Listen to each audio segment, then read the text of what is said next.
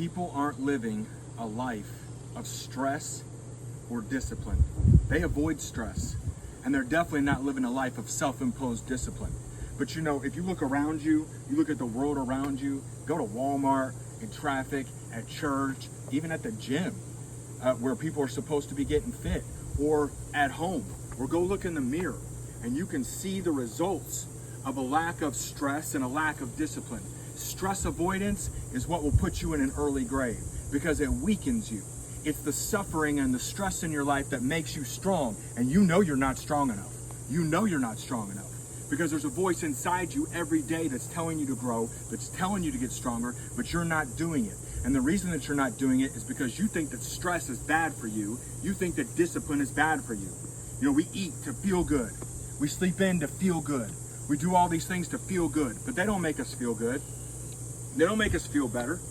Then we make excuses for, well, I do this because it's, you know, this special event and I have a cheat day every week. You're not Dwayne "The Rock" Johnson, okay? You don't need a cheat day, all right? Let's just be fair. You don't live by enough discipline to have a cheat day. You got so much cheating going on during the week. Oh, I need to be able to cheat. And we do the same thing in our relationships. We do the same thing in our spiritual life. We do the same thing. I'm not just talking about physical health. I'm talking about your mental health. I'm talking about your emotional health. I'm talking about the spirit that's inside you. We lack discipline. You lack discipline. That's why this is resonating. I'm not trying to hurt your feelings. But I can tell you I lived the majority of my life without discipline, and it almost cost me everything. Almost cost me my life. It almost cost me my opportunity to serve people. It almost cost me the calling of Almighty God on my life. Almost cost me my marriage. It cost me my reputation. And your lack of discipline will cost you everything. But if you'll start to apply discipline in your life, if you'll allow that suffering and that stress in your life, you'll begin to grow into a person that you don't even recognize. And I mean that in a good way. You know, nobody eats their way to happiness. All right? This isn't heaven yet. Nobody eats their way to happiness. You're not going to junk food your way into being happy. What you're going to do is eat enough junk food to where you end up in an early grave. And self-discipline is not about avoiding pleasure. Although on the surface, that's what it is. We don't seek pleasure. If you're trying to live a disciplined life, you seek suffering, but you realize that by living by discipline, that's how you get pleasure. That's how you get comfort. You really living a comfortable life? Are you really living a pleasurable life? Are you living the kind of life right now, every single day, not just on the external, but internal? You really feel so happy with your life that other people are going to want to follow? That other people want your life? I'm telling you, the way to have a better life is to live a life of discipline. We exist for more than pleasure. Why do you think God made you? He made you just so you could eat, drink, and be merry? Is that why God made you?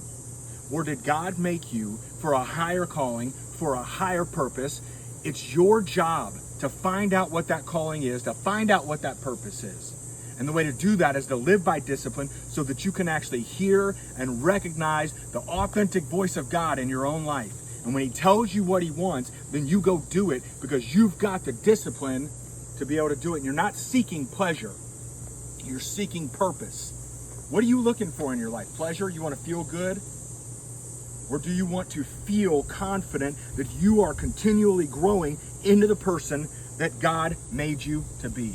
My discipline in my life affects everybody. And my lack of discipline in my life affects everybody. You think my kids aren't watching if I live a life of discipline? You think people around me aren't watching if I live a life of discipline? Even the people that don't know me are affected by the way I live or the way I choose to avoid discipline in my life. If I sleep in, that affects thousands of people. Not only do I believe it, I know it. If I don't sleep in and I get up early and I go through the suffering every single day, that affects thousands of people. I'm not just saying what I think. I'm telling you what I've seen, what I've experienced, not just in my own life, but in other people's lives. And you want to be smart, you want to be intelligent, you want to be emotionally stable, you want to be financially secure, you want to be jacked and ripped. I'm telling you, discipline is the way. And as you build discipline in your own heart and in your own life, you build intelligence. As you build discipline, you build willpower. As you build discipline in yourself, self-imposed discipline creates understanding so that you think on a higher level. on a higher frequency so that you have more energy in your life to give to the people that you encounter, to give to your God?